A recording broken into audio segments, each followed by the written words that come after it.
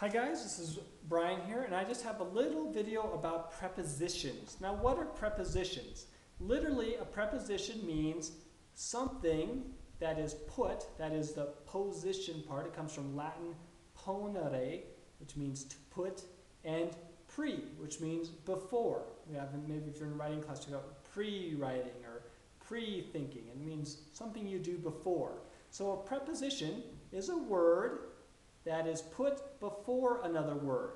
And specifically it talks about a class of words that are like in, on, before, on top of, and so on, that take the noun that follows it and gives it an idea about where it is in space or what it is in time, like I'll see you at some time.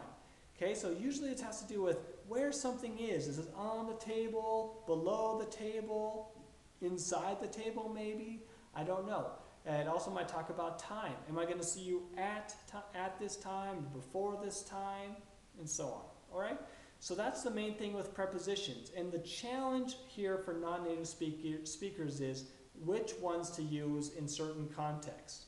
For example, I hear students say all the time, I study in AUI. That's actually incorrect. We usually say, I study at AUI. It's a small thing. If you say it to me, I know exactly what you mean. You're a student at AUI. That's fine. But it sounds wrong. So you have to get the right sense for this from your listening and your speaking. And the same thing exists in most languages. Like, if I said to you, Ana, like in Arabic, I said, Ana bihaja.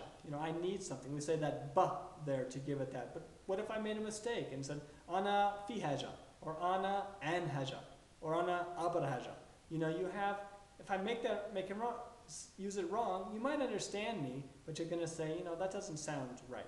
And you'll correct me. It's the same thing in English. You need to have that correctness in your prepositions. And the only way that you can develop that is by listening, practicing, and there are certain materials that we can use to try to memorize when to use them. I'm going to be showing you these in our book, in other places, to help you memorize some of the most commonly used kinds of prepositions. Okay?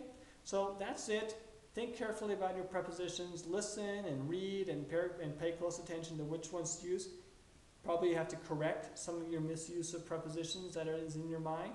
And the final thing is a little challenge. All I want you to do is give me a description of your room. What's in it? What's on your desk? What's inside your desk? What's under your bed? What's on your walls? Give me a little description of that, and we'll go from there. All right, talk to you soon.